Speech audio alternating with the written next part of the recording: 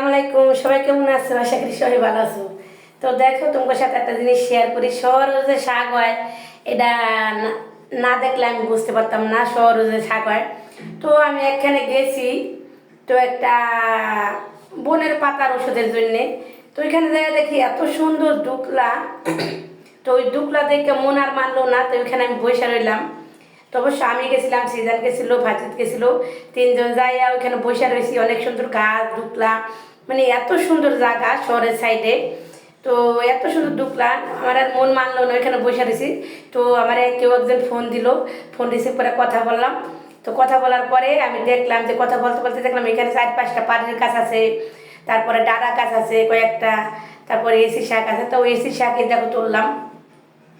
তো 4-5টা পাটের শাকেই গাছে বড় বড় ডাল বাল ছড়াইছে, ছোটো ছোটো আট পরিমাণ হইয়া। তো এই পাটের পাতাগুলো তুললাম, এই দেখো।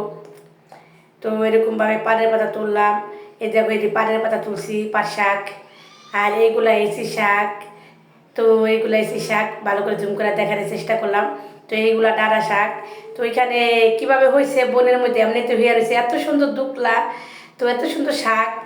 তো আমি না তুললে আর পারলাম না, আমার মন আর মানলো না। তো অবশেষটা আমি তুলে নিয়ে আসলাম। তো ভালোই লাগলো আমার।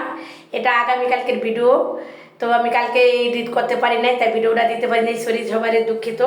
তো অবশ্যই সবার কীরকম লাগছে সবাই কিন্তু কমেন্টে জানাইবা। এই যে পাড়ের শাকগুলো কত সুন্দর দেখা যায়, তো জুম করে দেখানোর জন্য চেষ্টা করলাম।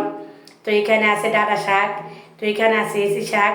তো এরকম করে আমি শাক তুললাম, তুইলা আইনা বাসায় আইনা আবার দুকলা মুকলা বাইসা বুইসা পরিষ্কার করলাম, যে যাতে টুকলা থাকলে সমস্যা। এমনি তুলে নিয়েছি ওই জায়গা থেকে এরকম করেই, যেরকম ডালার মধ্যে দেখো এরকম করে তুলে নিয়ে এসেছি।